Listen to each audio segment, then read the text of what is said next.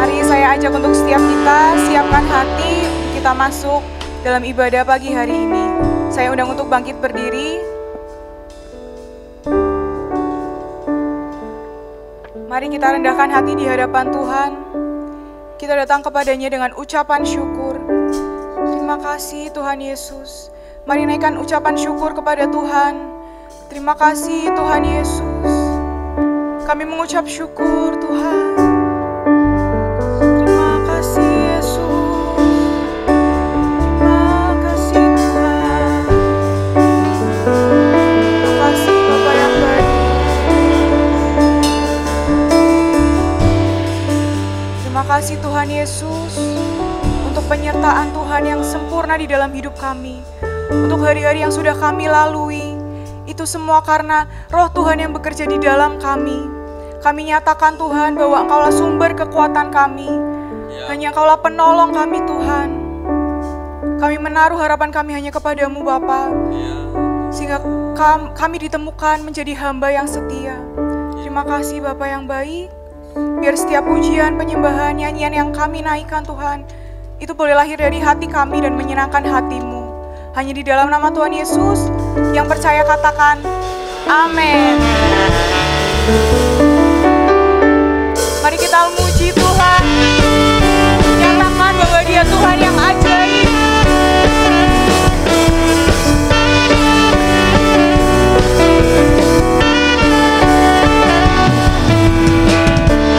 Yesus, Kau kekuatan di hidupku. Takkan gentar langkahku.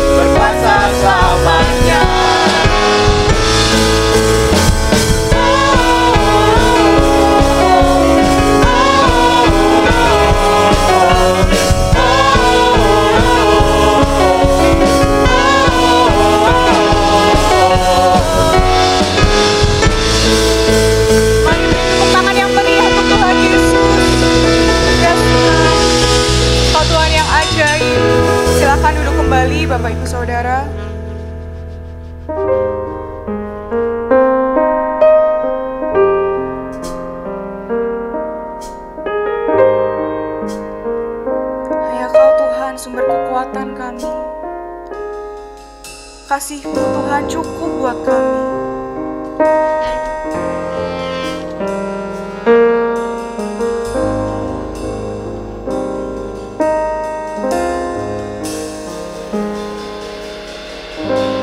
Siapakah yang dapat pisahkanku dari kasih-Mu?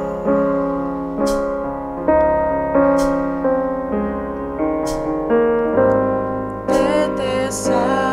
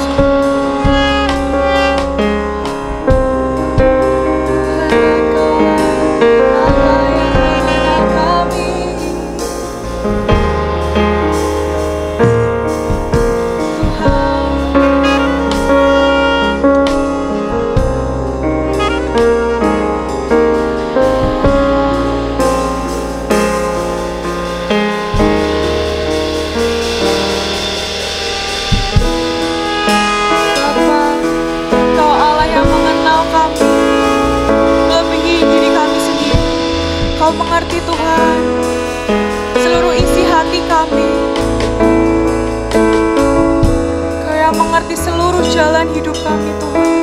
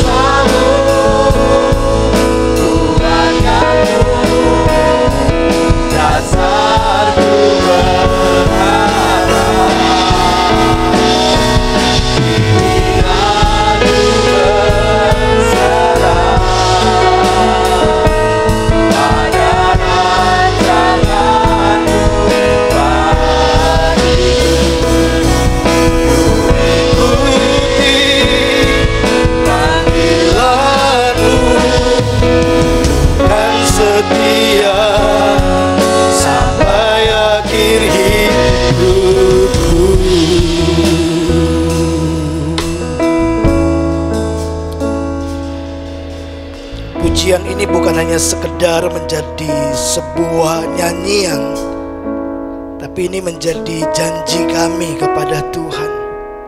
Kami mau setia sampai akhir. Kami teduhkan hati kami untuk terima firman-Mu. Bapa, bicara kepada kami. didik kami, ajar kami, tegur kami, nasihati kami, supaya Engkau mendapati kami adalah orang-orang percaya yang berkenan kepadamu. Tolong hamba-Mu dengan bahasa yang sederhana, supaya setiap kami dapat mengerti apa yang menjadi isi hati Tuhan. Di dalam dan demi nama Yesus kami berdoa. Amin. Shalom Bapak Ibu Saudara. Waktu cepat sekali. Kita sudah ada di bulan Maret. Baik Bapak Ibu, saya ingin mengajak kita untuk menyoroti satu topik, sebuah tema yang kemudian nanti menjadi perenungan dan pembelajaran kita. Bukan hanya berhenti sampai kepada pembelajaran, tapi ini kemudian akan menjadi sebuah realita yang kita jalani sebagai bagian dari pengiringan kita kepada Tuhan. Hari ini ya seperti lagu tadi, saya nggak janjian juga sama WL, tapi ini yang akan menjadi perenungan kita hari ini. Tema kita adalah janji setia. Baik Bapak Ibu, sebelum saya masuk lebih jauh, saya ingin berbagi sebuah cerita yang saya baca di sebuah tulisan di internet, kisah tentang seorang mahasiswa dan seorang profesor. Ya, nah satu kali di hari Minggu di pagi, seorang mahasiswa seminari, mahasiswa sekolah Alkitab, ya.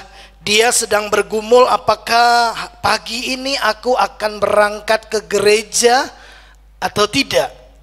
Ya, berkecamuk di dalam hatinya sebelum dia memutuskan apakah aku nanti ke gereja atau tidak.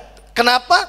Ternyata dia mendengarkan sebuah ramalan cuaca, diperkirakan bahwa hari Minggu akan ada curah hujan yang cukup lebat. Ya, jadi akan ada hujan. Nah itu sebabnya dia sedang bergumul. Lalu kemudian dia memutuskan, dia mengambil keputusan, saya akan tetap berangkat ke gereja. Lalu dia mengeluarkan mobilnya, meninggalkan tempat tinggalnya, berangkat menuju ke gereja. Dalam perjalanannya kemudian tiba-tiba hujan mulai rintik-rintik. Dia terus lanjutkan perjalanannya karena tidak ada masalah, dia ada di dalam mobil. Dia teruskan perjalanannya, hujan kelihatannya bertambah cukup lebat. Ya, nah waktu dia berjalan menuju ke gereja, tiba-tiba dia melihat ada seorang laki-laki tua, sudah lanjut usia, sedang berjalan di trotoar bawa Alkitab. Maka mahasiswa seminari ini, mahasiswa sekolah Alkitab ini berpikir, ini pasti ke gereja. Lalu dia mulai mengendarai mobilnya agak merapat menepi. Lalu dia memberikan isyarat kepada bapak tua ini supaya bapak tua ini masuk ke mobilnya. Bapak tua itu segera menghampiri mobil mahasiswa ini, dia buka pintu dan dia masuk. Waktu dia masuk, mahasiswa ini kemudian mengenali bapak tua ini sebagai satu sosok pribadi yang sangat disegani di sekolah Alkitab. Dia adalah Profesor Jones. Dia juga yang mengajar mahasiswa ini. Mahasiswa ini mengambil beberapa mata kuliah yang diajar oleh profesor ini. Lalu kemudian terjadilah dialog di dalam mobil itu. Mahasiswa ini kemudian berkata kepada profesor ini, Prof, apakah apa yang Anda lakukan pada hari dengan cuaca seperti ini? Ya, profesor kemudian menjawab, ini hari Minggu dan saya sedang dalam perjalanan ke gereja. Mahasiswa itu berkata, Prof, maaf, apa Anda tidak melihat laporan perkiraan cuaca hari ini?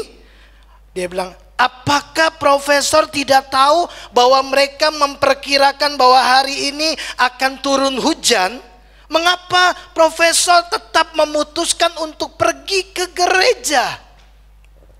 Lalu profesor itu memandang anak muda ini, dia berkata begini, saya tidak memutuskan hari ini untuk pergi ke gereja. Karena mahasiswa itu berkata, kenapa kamu tetap memutuskan untuk pergi ke gereja? Dia jawab, saya tidak memutuskan hari ini untuk pergi ke gereja.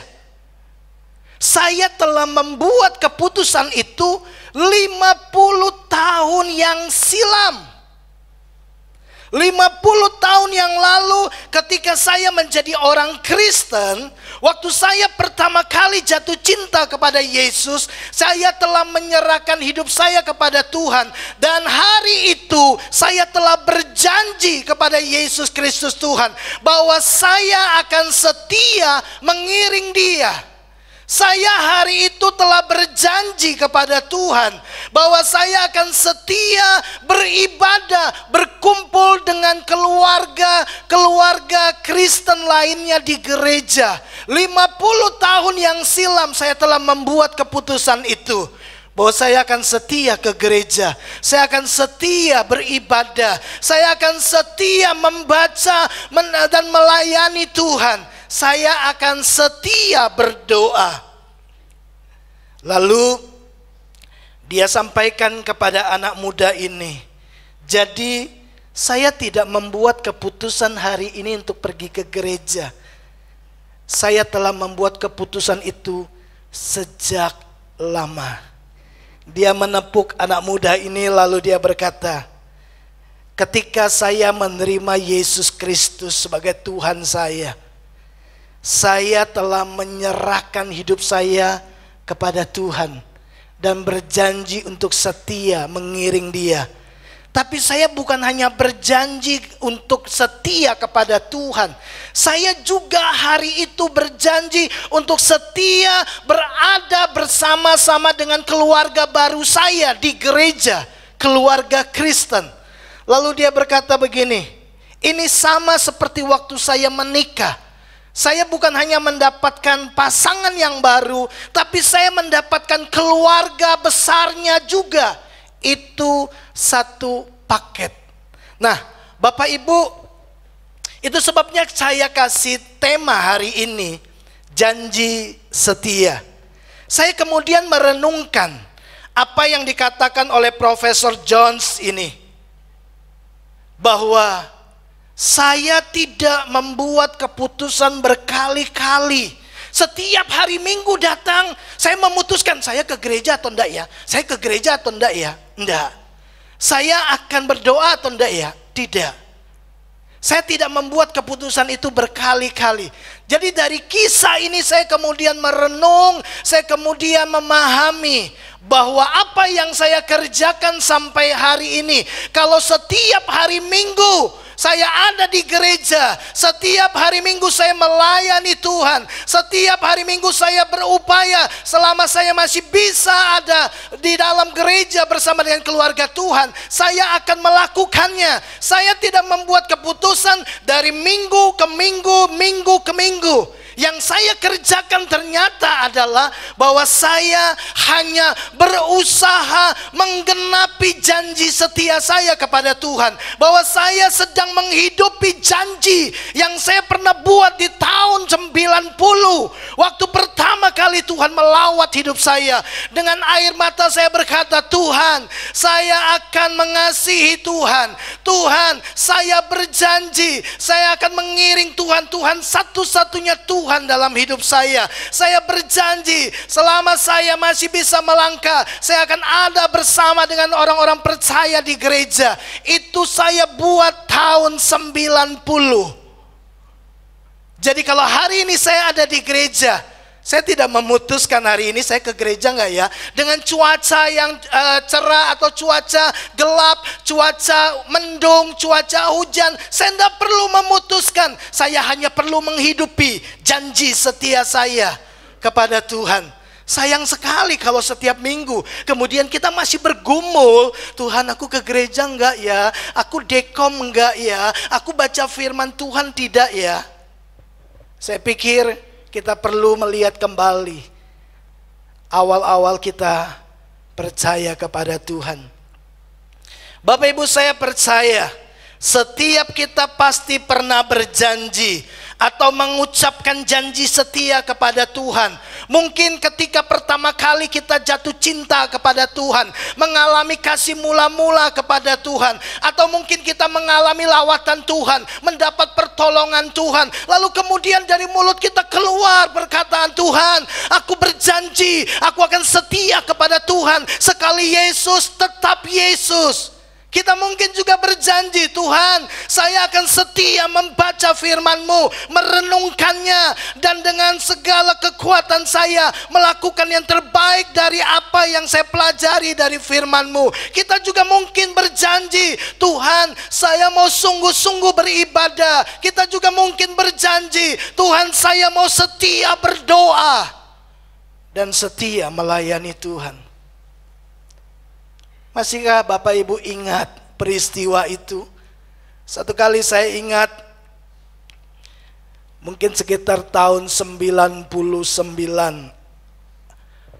oh enggak, 98. Satu kali saya dapat tekanan yang berat dalam pekerjaan. Saya ingat di kamar mandi saya menangis kepada Tuhan dan berkata, aku tidak bisa bela diriku sendiri. Kalau Tuhan tolong saya menang, selesai dengan masalah ini. Saya ingat saya janji sama Tuhan, Tuhan, aku akan memberikan hidupku melayani Tuhan, mengasihi Tuhan, mengabdikan diriku untuk kerajaan-Mu. Tahun 98, hanya butuh beberapa hari saja semuanya selesai, dan 99 saya putuskan tinggalkan pekerjaan, lalu masuk sekolah Alkitab, dan sampai hari ini mengabdikan diri kepada Tuhan. Hari ini saya tidak memutuskan untuk ibadah dan melayani Tuhan. Waktu saya baca kisah ini saya tahu, iya, saya telah buat keputusan itu melayani Tuhan tahun 98. Walaupun saya tahu tahun 90 saya juga pernah berjanji kepada Tuhan dan saya lari dari panggilan. Tapi 99 saya memutuskan sampai hari ini. Bapak Ibu, lalu kemudian kita dapati kita pernah buat janji setia kan sama Tuhan. Bukankah itu juga yang Tuhan mau kita lakukan? Dalam penglihatannya Yohanes melihat Yesus berkata kepada satu jemaat di Wahyu pasal 2 ayat yang ke-10, dikatakan demikian, jangan takut kepada apa yang harus engkau derita. Ya, lalu kalimat-kalimat selanjutnya, hendaklah engkau setia sampai mati. Jadi janji setia kita itu harus kita pegang, tidak bergantung cuaca, tidak bergantung mood kita, tidak bergantung dengan kondisi yang kita sedang hadapi. Tapi waktu kita berjanji, kita dengan sadar berkata, Tuhan, aku mau setia. Dan Tuhan bilang begini, hendaklah engkau setia sampai mati. Kata setia selalu menggunakan kata pistos. Kata pistos salah satu artinya adalah gini, dapat dipercaya. Apakah kita adalah orang-orang yang dapat dipercaya waktu kita berjanji kepada Tuhan? Bukankah banyak kali kan kita berjanji? Waktu kita dalam masalah, kita bilang, Tuhan tolong saya.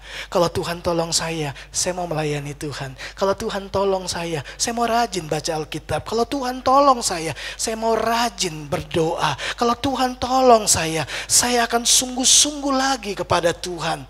Berapa kali kita mengucapkan janji-janji yang seperti itu. Dan Tuhan bilang, aku berdoa, aku minta supaya kau dapat dipercaya, setia sampai mati. Maka aku akan memberikan kepadamu apa? Mahkota kehidupan. Bapak Ibu, saya percaya semua kita pasti pernah buat janji lah sama Tuhan. Amin. Amin Bapak Ibu. Ya. Nah, lalu kemudian dalam perjalanan iman kita dengan Tuhan, kita dapati ada hal-hal yang kemudian menghambat laju kasih kita kepada Tuhan, kemudian menggoncangkan keteguhan janji setia kita kepada Tuhan. Bahkan beberapa di antaranya didapati bahwa kasih kita kemudian menjadi kendor, kasih kita kemudian menjadi dingin dan menjadi hambar. Bapak Ibu, mungkin Bapak Ibu bertanya-tanya dalam hati, mengapa saya secara berulang-ulang terus memberikan penekanan-penekanan tentang bagaimana kita ini mengasihi Tuhan. Ya, dari visi kita aja menjadi kuat bersama. Ayat visi kita hendaklah yang kuat memberikan menolong yang lemah. Ya, yang kuat hendaklah menolong yang lemah, menopang yang lemah. Mari kita saling memperhatikan untuk mendorong dalam kasih dan perbuatan baik. Kenapa terus memberikan penekanan-penekanan seperti ini? Mengasihi Tuhan, mengasihi sesama, selalu ada di dalam komunitas. Karena ini Bapak Ibu salah satu alasan saya terus memberikan penekanan tentang hal ini kepada Bapak Ibu Saudara. Karena ini adalah salah satu upaya untuk menyerang usaha iblis yang gencar-gencarnya di hari-hari terakhir ini untuk membuat kasih kebanyakan orang Kristen menjadi dingin. Lalu kemudian kita menjadi orang-orang yang tidak peduli lagi dengan orang Kristen yang lainnya, yang notabene adalah keluarga kita di dalam Kristus. Kita menjadi orang-orang yang kemudian hanya memikirkan diri kita sendiri. Pandemi kemudian semakin menyokong hal itu. Ya. Tapi saya mengajak Bapak Ibu Saudara yang dikasihi oleh Tuhan, mari kita mulai belajar, ya, untuk berpegang teguh pada janji setia kita kepada Tuhan. Saya tidak tahu Bapak Ibu berjanji tentang apa, tapi Tuhan mau kita setia sampai akhir. Nah, oleh karena itu Bapak Ibu, coba perhatikan sebuah peringatan yang diberikan Tuhan kepada jemaat di Efesus. Ada sebuah warning, sebuah peringatan, tanda bahaya yang perlu kita siasati juga di hari-hari terakhir ini. Ya, nah Bapak Ibu, apa peringatannya? Mari kita lihat Wahyu pasal yang kedua, ayat yang pertama kita baca sampai dengan ayatnya yang kelima. Terpampang di depan saudara, saudara bisa lihat itu. Saya bacakan buat Bapak Ibu Saudara. Tuliskanlah kepada malaikat jemaat di Efesus, inilah firman dari Dia yang memegang ketujuh bintang itu di tangan kanannya dan berjalan di antara ketujuh kaki dian emas. Ayat yang kedua, aku tahu segala pekerjaanmu. Jadi Tuhan tahu semua yang kita kerjakan, ya. Dia Maha tahu, Dia Maha hadir. Aku tahu segala pekerjaanmu, baik jeripayamu maupun ketekunanmu. Aku tahu bahwa engkau tidak dapat sabar terhadap orang-orang jahat, bahwa engkau telah mencobai mereka yang menyebut dirinya rasul, tetapi yang sebenarnya tidak demikian, bahwa engkau telah mendapati mereka pendusta. Ini luar biasa Bapak Ibu. Tuhan bilang engkau sangat berjeri lelah, engkau bertekun untuk mengikut aku. Bahkan engkau bisa membedakan ini palsu atau ini asli, ini nabi palsu, ini rasul palsu atau yang asli. Luar biasa, mereka bisa membedakannya. Mereka bisa menguji bahwa ini tidak benar. Ya, mereka berjeri lelah, mereka tekun di dalam Tuhan. Bahkan mereka sabar. Dan engkau tetap sabar dan menderita oleh karena namaku, dan engkau tidak mengenal lelah. Ini jemaat yang luar biasa, ya. Mereka siap menderita demi nama Yesus. Tapi saya dikejutkan ketika saya membaca ayat yang keempat dan ayat yang kelima. Namun demikian aku mencela engkau. Karena apa? Bukan karena engkau kurang tekun, mereka sudah tekun. Bukan karena mereka takut menderita, oh mereka siap menderita. Bukan karena mereka takut susah payah, enggak, mereka bersusah payah. Ya, mereka bisa membedakan mana yang benar, mana yang salah. Mereka luar biasa. Tapi Tuhan bilang begini, aku mencela engkau karena yang satu ini.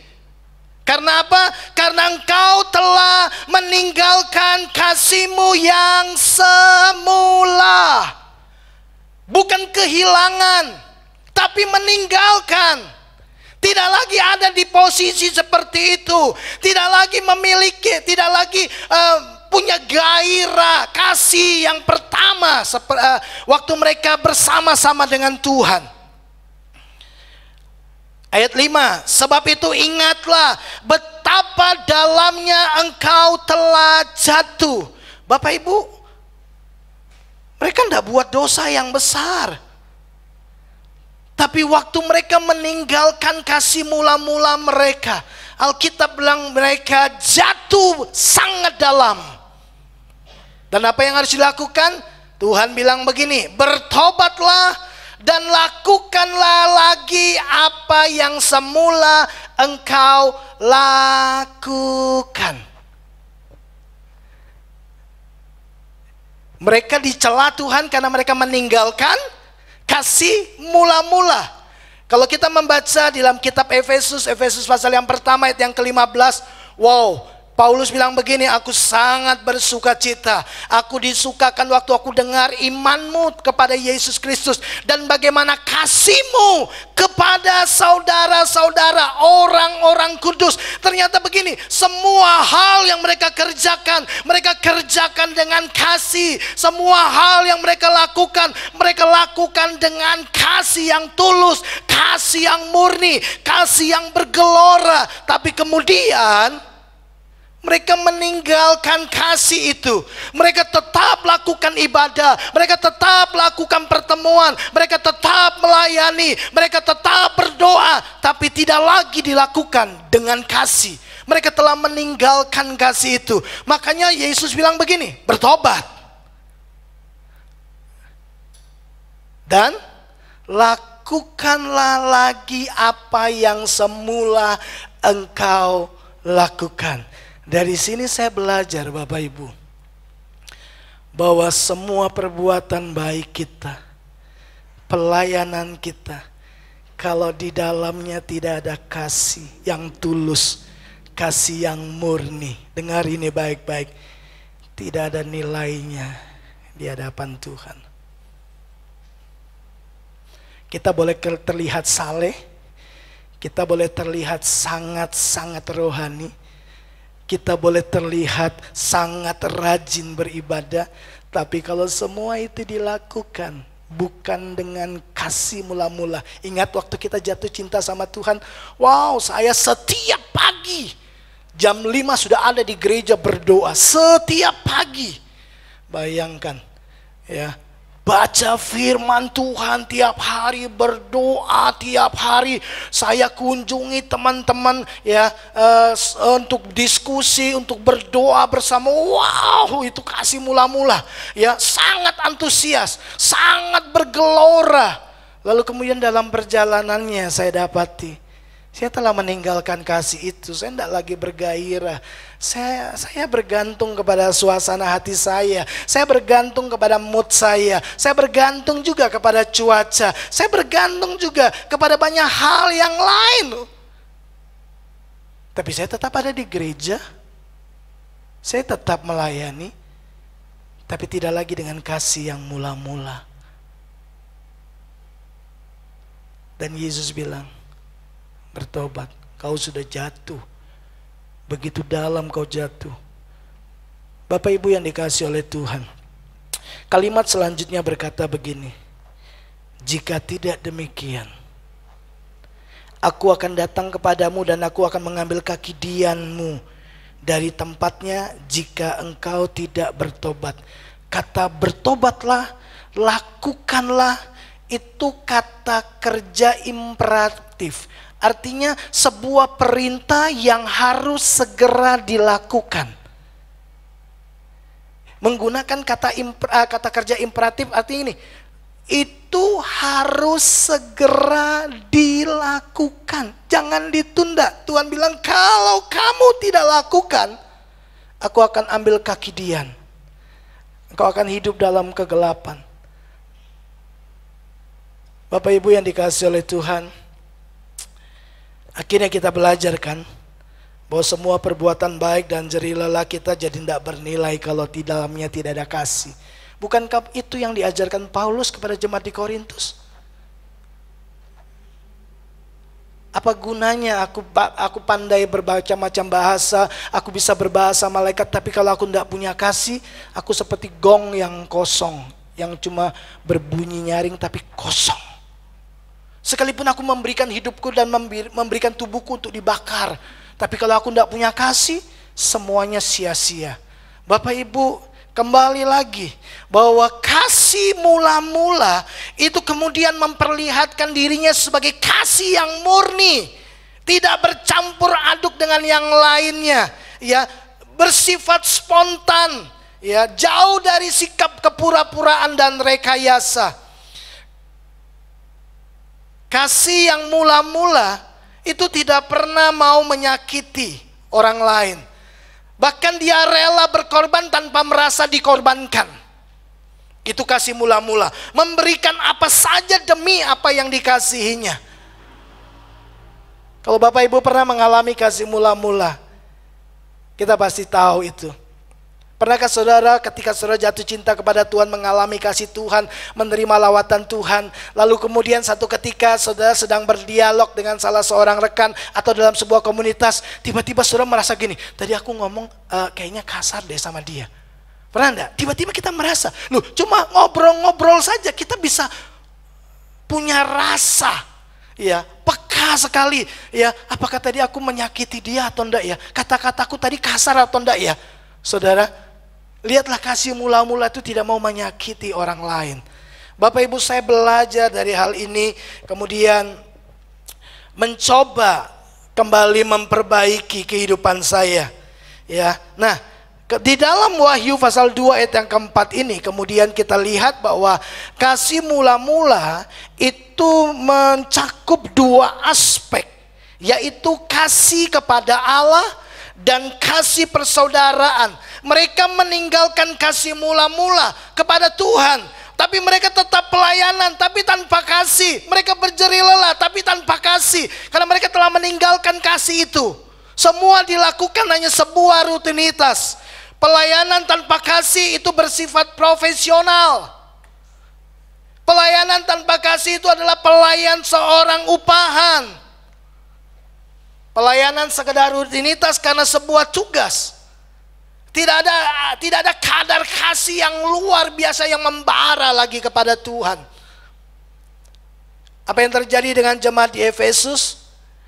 Mereka meninggalkan kasih mula-mula mereka kepada kasih persaudaraan, kepada saudara-saudara yang semula mereka begitu tulus mengasihi, sekarang mereka kemudian saling mencela, mereka kemudian terpecah-pecah di dalam jemaat. Itu yang terjadi. Makanya Tuhan menegur mereka. Saya mengingatkan kembali kepada setiap kita, supaya kita tidak mengabaikan hal ini, supaya kita tidak meninggalkan kasih kita yang mula-mula, di mana di dalamnya biasanya ada banyak janji setia yang kita berikan kepada Tuhan. Saya ingat waktu saya jatuh cinta sama Tuhan, saya banyak buat janji sama Tuhan. Saya akan inilah Tuhan, saya janji sama setia, ini setia, ini setia, ini setia, ini setia, ini. Aduh, gampang sekali saya mengucapkan janji setia saya kepada Tuhan. Dan Tuhan mau Bapak Ibu, kita tetap berpegang teguh pada janji setia kita. Amin. Amin. Nah, sadarkah Bapak Ibu, kenapa Tuhan mau kita tetap kuat dan saling menguatkan, supaya kita tetap bisa berpegang teguh pada janji setia kita? Coba lihat dua hal ini saya sodorkan kepada Bapak Ibu Saudara.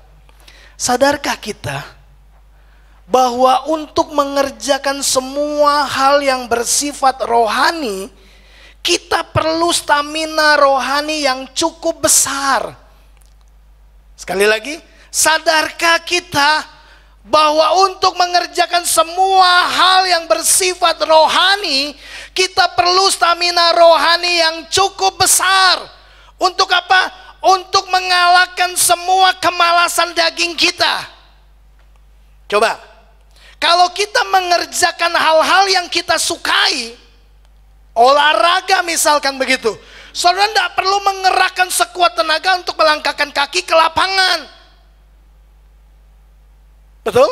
Saudara mau pergi pancing, saudara mau pergi apa? Pergi senam, saudara mau pergi bersepeda, saudara mau pergi kuliner, saudara tidak perlu bergumul untuk mengerjakan hal itu. Betul? Karena saudara sukai, saudara senang. Tapi untuk mengerjakan hal-hal rohani, contoh, berdoa. Ya. Wah, saudara harus kerahkan semua tenaga. Betul? Untuk 15 menit berdoa. Wow. Untuk mendoakan orang lain. Saudara perlu kerahkan semua tenaga untuk duduk diam gitu kan. Ya, baru 2 menit. Kita sudah tidak kerasan. Untuk datang ke ibadah. Banyak yang bergumul waktu hujan. Bergumul. Halo? Hujan. Sekarang ada online saja dah. Dekom, aduh pulsa nanti makin habis. Ya, bergumul kan? Untuk melayani, bergumul kan? Coba semua hal yang bersifat rohani, sudah perlu stamina rohani untuk kalahkan semua keinginan daging saudara yang coba memberontak. Alkitab sudah bilang, keinginan daging bertentangan dengan keinginan roh. Jadi selalu ada perlawanan. Makanya kita perlu stamina rohani, kita perlu kuat dalam kasih karunia Tuhan. Paulus tulis kepada Timotius dalam 2 Timotius pasal yang pertama. Dia bilang gini, jadilah kuat di dalam kasih karunia Tuhan. 2 Timotius pasal 2 ayat yang pertama. Nah, Bapak Ibu yang dikasihi oleh Tuhan, mari coba cek. Bukankah untuk melayani, kita perlu mengerahkan semua kekuatan kita kan? Untuk berdoa, berpuasa, baca Alkitab. Ya, itu mengerahkan semua kekuatan loh Bapak Ibu. Ya, nanti tanggal 11 kita ada malam doa pujian dan penyembahan. Ya kan? Tapi saya udah janji mau kuliner. Aduh, itu jam waktu saya untuk main badminton misalkan gitu. Wah, pokoknya apa deh. Saudara harus mengerahkan kekuatan manusia batiniamu untuk salibkan itu daging. Aku memutuskan untuk menghidupi janji setiaku kepada Tuhan waktu aku jatuh cinta pertama kali dengan Dia.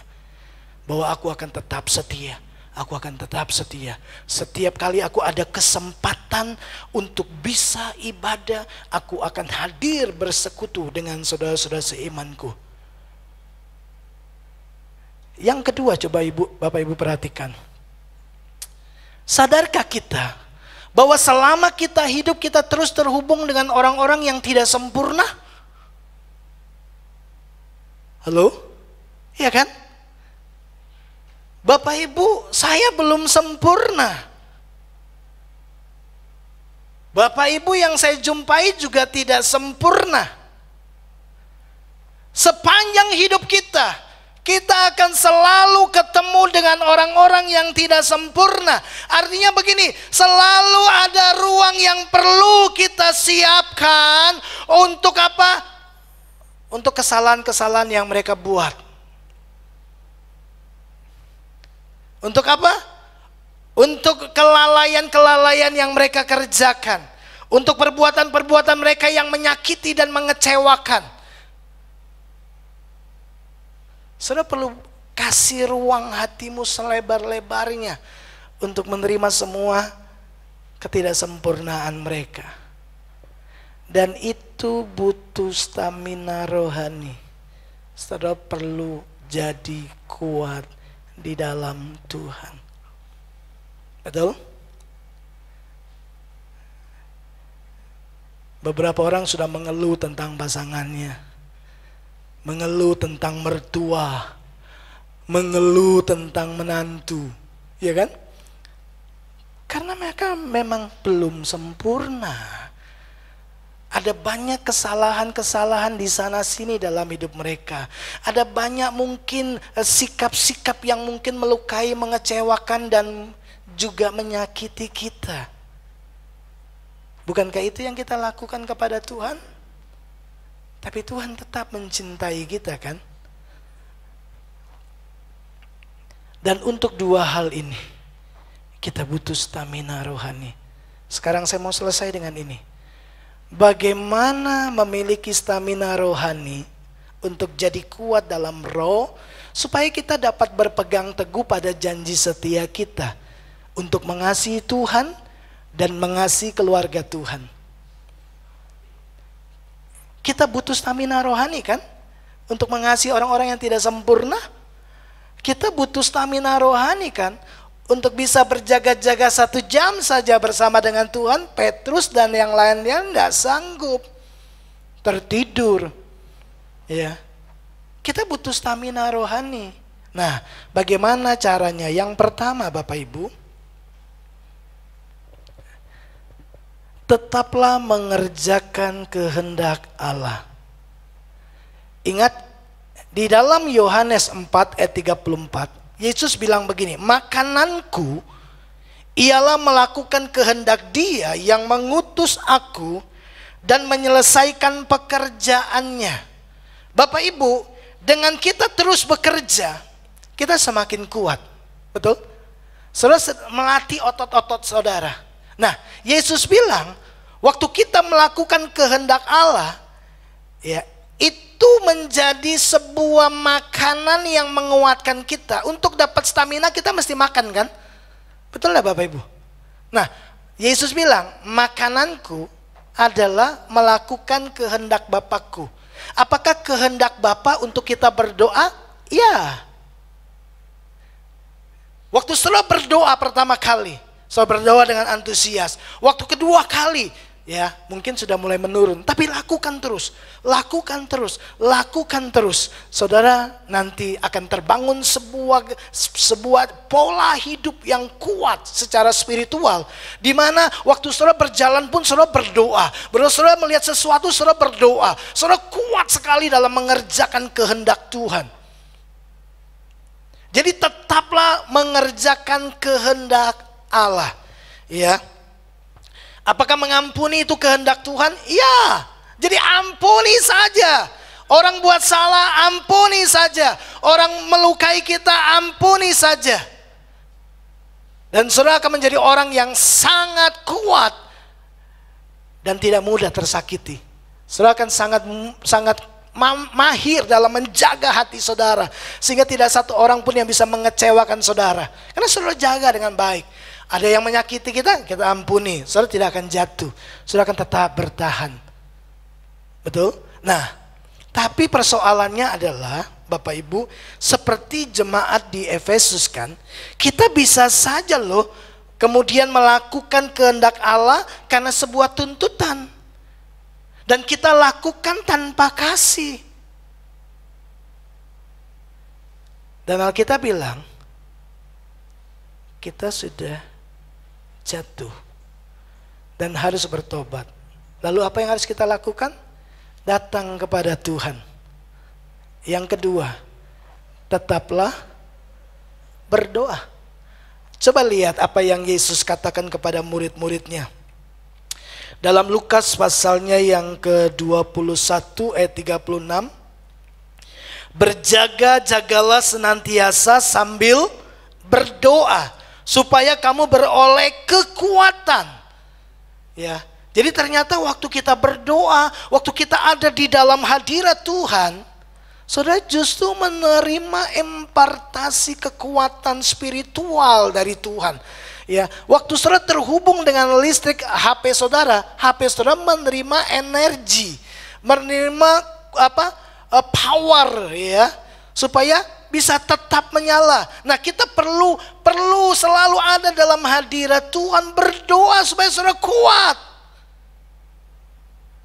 Yesus ingatkan murid-muridnya, berdoa dan berjaga-jagalah. Sebab apa? Daging ini lemah. Roh memang penurut, tapi daging lemah. Jadi kita mesti berdoa supaya jangan sampai daging kemudian menguasai kita dan membuat kita berkali-kali jatuh, ya. Dan supaya kamu tahan berdiri, tetap kuat, tetap setia sampai kita berjumpa dengan Yesus Kristus, anak manusia. Nah, Bapak Ibu yang dikasihi oleh Tuhan, saya percaya Bapak Ibu, kita tahulah bahwa doa orang benar sangat besar kuasanya, ya kan? Jadi doa itu punya kuasa. Doa itu memberi kekuatan kepada kita. Paulus beberapa kali sampaikan dalam suratnya, karena doamu aku menjadi kuat, karena doamu aku bisa tetap tegak berdiri melayani Injil yang dipercayakan kepadaku. Paulus sadar itu kekuatan doa. Dia tulis surat kepada jemaat-jemaat, tetaplah berdoa buat aku. Kepada jemaat di Tesalonika dia berkata, tetaplah berdoa karena doa sangat berkuasa. Yang terakhir, bagaimana memiliki stamina rohani supaya saudara tetap berpegang teguh pada janji setia kita kepada Tuhan. Yang terakhir, tetaplah tinggal di dalam kasih Yesus. Sekali lagi Bapak Ibu, Yohanes 15 ayat yang ke-10. Jikalau kamu menuruti perintahku, kamu akan tinggal di dalam kasihku, sama seperti aku menuruti perintah Bapakku dan tinggal di dalam kasihnya. Kasih Yesuslah yang kemudian akan memuaskan kita, sehingga kita mampu mengasihi orang-orang yang tidak sempurna tadi. Nah, kita perlu tinggal di dalam kasih. Yesus bilang, aku sendiri saja tinggal di dalam kasih Bapakku. Itu yang membuat aku dapat mengasihi semua orang berdosa. Aku dapat mengampuni orang-orang yang mengkhianatiku. Aku dapat mengampuni orang-orang yang menyangkal aku. Karena kasih itu kekal. Kasih tidak akan berakhir. Kasih mengalahkan semua tantangan. Betul? Kasih yang tulus tidak akan terhentikan oleh apapun. Percayalah Bapak Ibu, Yesus tahu bahwa dia akan ditolak, tapi karena kasihnya dia datang juga ke dalam dunia yang menolak dia. Apa yang membuat dia bisa tetap datang dan menerima kita apa adanya? Karena dia tinggal di dalam kasih Bapaknya. Dan dia minta setiap orang percaya, tinggallah di dalam kasih. Kenakanlah kasih. Kemarin kita belajar, ya, kenakan kasih, biarkan kasih menguasai seluruh kehidupan kita, supaya kita tidak lagi meninggalkan kasih mula-mula. Saudara tidak kehilangan kasih mula-mula. Alkitab tulis saudara meninggalkan. Makanya pesannya kan, lakukan kembali, lakukan semula yang kamu lakukan. Bahwa semua itu dikerjakan karena kasih. Nah, kita perlu tinggal di dalam kasih Tuhan. Nah, kasih yang murni dalam sebuah hubungan kadang-kadang sangat sulit untuk dijelaskan secara logika. Sekali lagi, kasih yang murni dalam sebuah hubungan, kasih yang tulus dalam sebuah hubungan, dalam sebuah tindakan-tindakan, itu kadang-kadang sangat sulit untuk dijelaskan secara logika. Contoh-contoh, pernah temukan orang, seorang pria muda ganteng, lalu kemudian menikah dengan wanita yang sangat sederhana dan lebih tua dari dia? Halo? Pernah?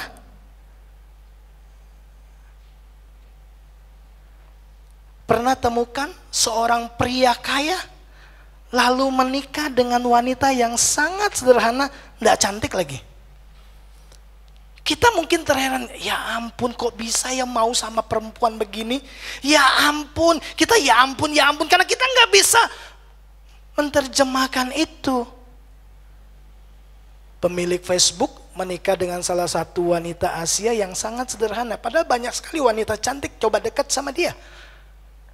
Kita terheran-heran kan? Kasih yang tulus itu justru memang sangat sulit dijelaskan secara logika. Coba, kita ini kan bolak-balik janji sama Tuhan tapi kita ingkari. Tapi heran, Tuhan tetap terima kita kok. Dia tetap mengasihi kita kok. Dia tidak membuang kita. Aneh kan? Sementara kita, orang melukai kita berkali-kali, kita udah buang. Kita nggak mau berteman lagi. Kita blokir nomornya. Ya, kita hapus akunnya dari Facebook kita. Tapi Tuhan punya kasih yang tulus. Orang terheran-heran bagaimana mungkin janda miskin yang hanya punya uang 2 peser tetap kasih persembahan kepada Tuhan. Nggak bisa dijelaskan. Sudah miskin, tapi tetap bawa persembahan. Ada banyak tindakan-tindakan yang kadang-kadang nggak bisa dicerna dengan otak kita. Kok mau ya? Keluarga bukan. Sahabat juga bukan. Tapi kok mau memberi. Tapi kok mau nolong. Kita banyak kali tidak bisa menerjemahkan itu. Itu sebabnya Bapak Ibu, kalau kita mau jadi orang-orang yang kuat di dalam Tuhan, tinggallah di dalam kasih. Tinggallah di dalam kasih. Kasih mula-mulamu, bangkitkan kembali. Lakukan kembali yang semula engkau sudah lakukan. Coba cek kembali. Bapak Ibu, kalau saya sudah mulai merasa jenuh, lelah, capek, apa yang saya lakukan untuk membuat saya kembali bergairah? Simple. Saya ingat kembali awal-awal saya jatuh cinta sama Tuhan. Saya kembali ke awal apa yang menjadi alasan saya melayani Dia. Saya coba temukan kembali apa alasan awal saya berjanji setia kepada Dia. Setiap kali saya menemukan janji itu, setiap kali saya menemukan alasan itu, saya kemudian bangkit kembali. Ya, ada lagu-lagu yang kemudian kembali mengobarkan saya untuk tetap setia kepada Tuhan. Salah satu lagu favorit saya yang selalu menguatkan saya dikala saya merasa sendiri. Ya, orang tua saya tidak mengizinkan saya untuk menjadi pengikut Yesus. Saya teraniaya, diusir beberapa kali, saya lalu nyanyikan lagu itu. I have decided to follow Jesus, not turning back, not turning back. Mengikut Yesus, keputusanku. Aku tidak akan ingkar. Aku tidak akan ingkar. Setiap kali saya ingat lagu itu, saya ingat air mata yang saya tumpahkan di hadirat Tuhan waktu saya mengikat janji setia saya.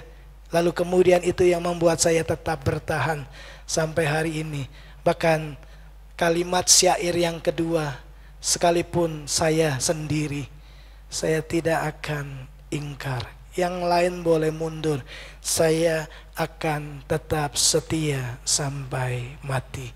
Bagaimana bisa tetap setia sampai mati? Salah satunya adalah tetaplah tinggal di dalam kasih.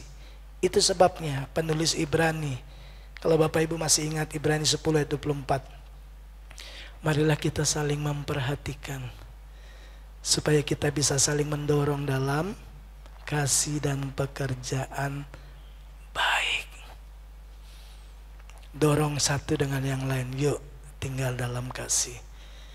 Kasih Tuhan, kasih keluarganya, kasih sesama. Saya ingat saya berkata, Tuhan, saya mengasihi Tuhan dan saya juga akan mengasihi orang-orang yang Tuhan kasih. Siapakah orang-orang yang Tuhan kasih? Bapak Ibu Saudara. Siapakah yang orang-orang yang Tuhan kasih? Orang-orang yang ada di luar sana.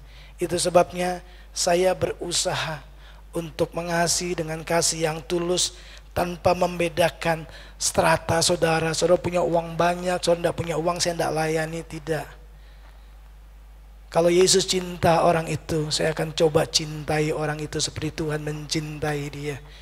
Sekalipun saya harus merendahkan diri saya untuk melayani orang itu, saya akan lakukan dengan tulus.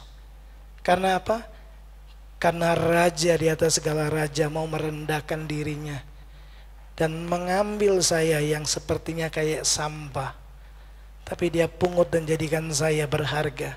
Bagaimana mungkin saya akan memandang orang lain seperti sampah? Karena Yesus melihat mereka seperti mutiara. Mari kita bersama-sama Bapak Ibu, tetaplah kerjakan kehendak Tuhan. Tetaplah berdoa, tetaplah tinggal di dalam kasih Tuhan. Saudara akan dapatkan stamina, suplemen rohani, sehingga saudara dapat mengerjakan semua hal-hal rohani tanpa bergumul lagi. Saudara bisa berdoa tanpa perlu bergumul. Doa enggak ya, doa enggak. Saudara tetap bisa berkomunitas tanpa bertanya lagi, datang enggak ya. Saudara tetap bisa beribadah tanpa saudara harus lihat situasi satu dan yang lainnya lagi. Enggak. Saudara akan lakukan semua itu tanpa bergumul. Kenapa? Saudara sudah punya stamina rohani, saudara punya kekuatan di dalam roh, ya. Dan saudara akan sangat mampu mengasihi orang-orang yang tidak sempurna. Mereka boleh melukai kita, mereka boleh mengecewakan kita, tapi cinta kita tetap selalu ada buat mereka, ya. Pengampunan selalu dilepaskan. Berapa kali? 7 kali 70 kali dalam satu hari.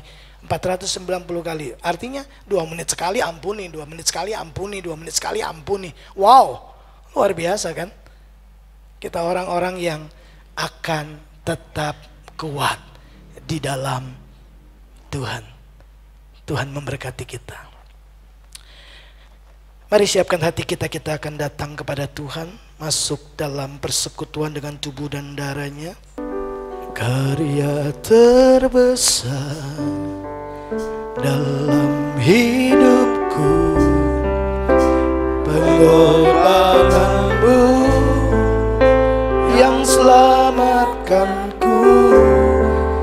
Engkaulah harta yang tak ternilai, yang ku miliki dan ku hargai.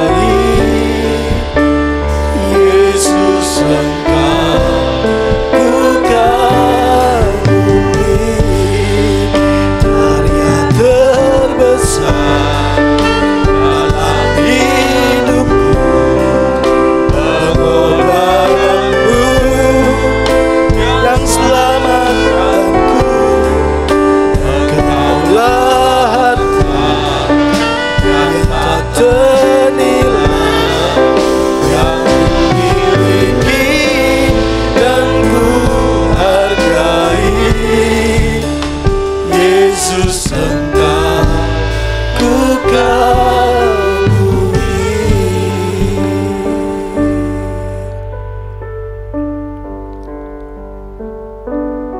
Hari ini sebelum kita ambil bagian di dalam persekutuan dengan tubuh dan darah Tuhan, semua kita tahu pasti bahwa Yesus mati karena kasih-Nya yang besar kepada kita. Apakah karena kita baik, lalu Yesus bersedia mati buat kita? Apakah karena kita orang benar, sehingga Dia mengorbankan dirinya? Alkitab berkata, Yesus mati pada waktu kita masih berdosa.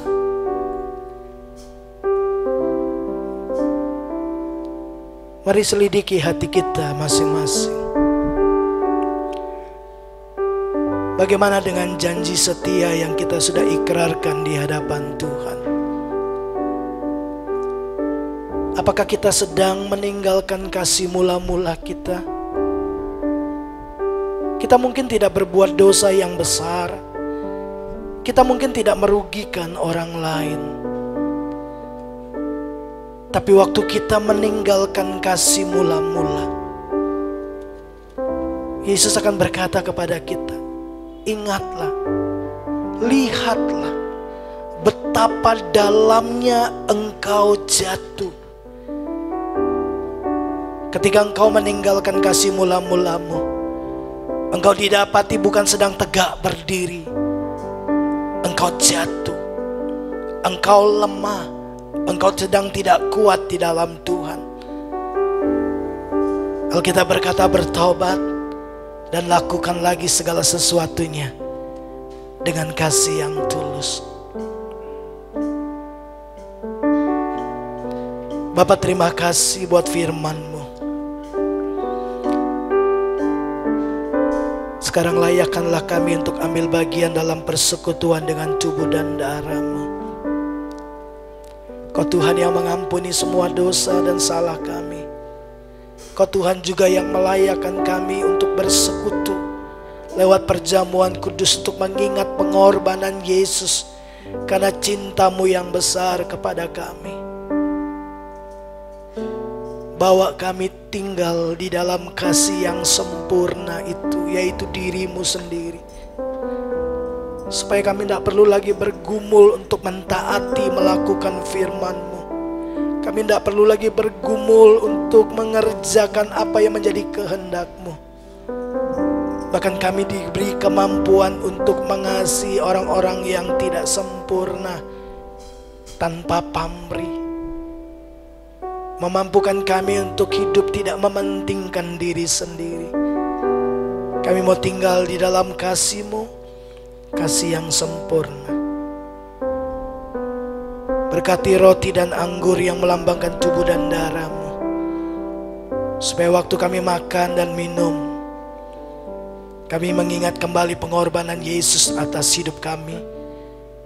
Kami mengingat kembali betapa besarnya kasih Tuhan, karya terhebat dalam hidup kami waktu Yesus mati buat kami. Berkati hamba-hamba-Mu yang melayani, supaya pelayanan mereka menyenangkan hati Tuhan.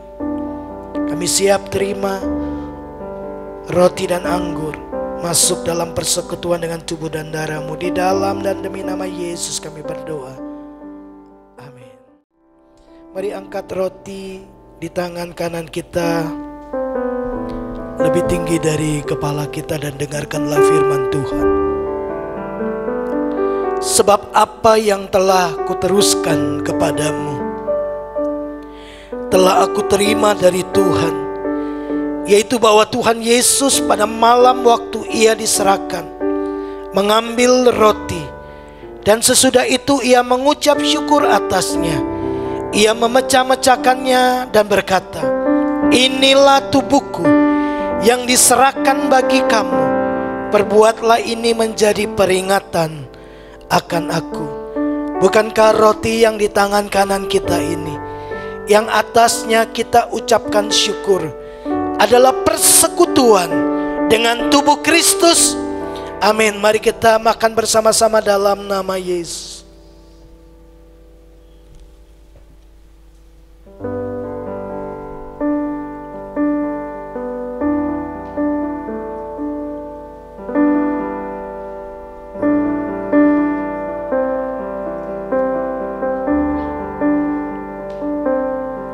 Mari angkat cawan lebih tinggi dari kepala kita. Demikian juga Ia mengambil cawan sesudah makan lalu berkata, "Cawan ini adalah perjanjian baru yang dimateraikan oleh darahku. Perbuatlah ini setiap kali kamu meminumnya menjadi peringatan akan aku." Bukankah cawan yang di tangan kanan kita ini, yang atasnya kita ucapkan syukur, adalah persekutuan dengan darah Kristus? Amin. Mari kita minum bersama-sama dalam nama Yesus.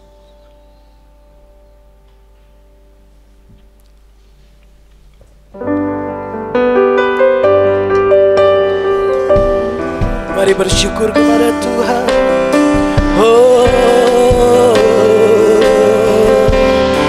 Terima kasih Tuhan. Terima kasih buat kasih-Mu, kasih yang sempurna. Terima kasih karya terbesar di dalam hidupku. Kau mati gantikanku. Terima kasih, terpujilah Tuhan. Terima kasih, ku kagum hormat memuliakan Engkau, Yesus Tuhan. Terima kasih, ku bersyukur Tuhan. Terima kasih.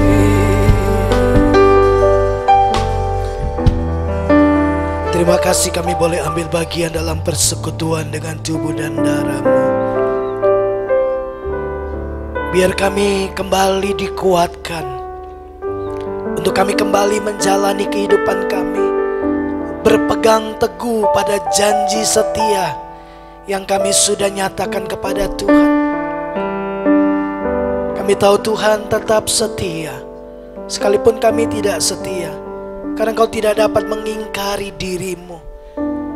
Terima kasih buat kesetiaan-Mu. Terima kasih karena Tuhan Engkau menyatakan diri-Mu sebagai pribadi yang dapat dipercaya, bahwa Engkau sekali-kali tidak pernah meninggalkan kami. Engkau mencintai kami. Kami menjadi begitu berharga karena Engkau mengasihi kami. Terima kasih. Bagi-Mu segala hormat, pujian, dan kemuliaan. Di dalam dan demi nama Yesus Kristus kami berdoa. Amin. Mari kita akan selesaikan ibadah kita, bangkit berdiri bersama-sama. Kami memujikan kebesaran,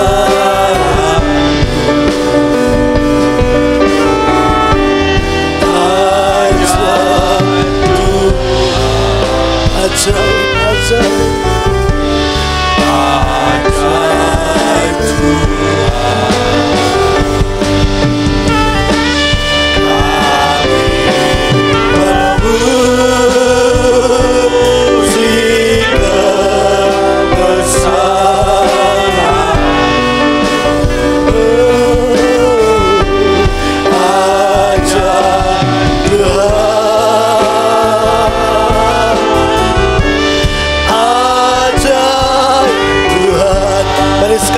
dengan lebih sungguh kita puji Dia, Tuhan yang baik.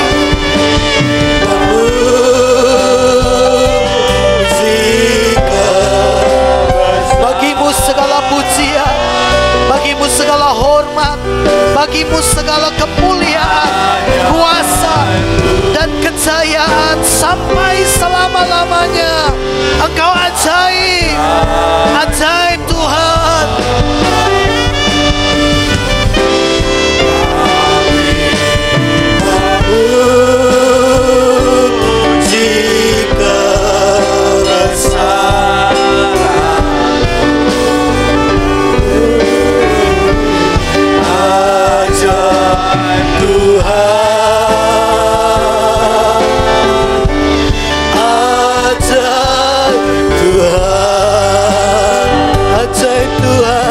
Ajaib Tuhan,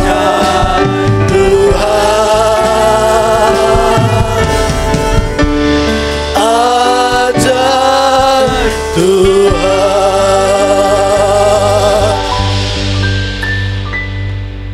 Di akhir ibadah kami naikkan rasa syukur kami atas semua kasih setia Tuhan yang Kau kerjakan dalam hidup kami.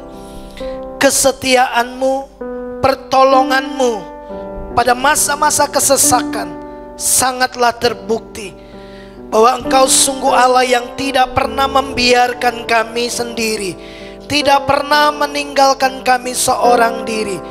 Engkau setia. Tolonglah supaya setiap kami jemaat-Mu di tempat ini didapati Tuhan adalah pribadi yang setia. Terima kasih Bapa di surga.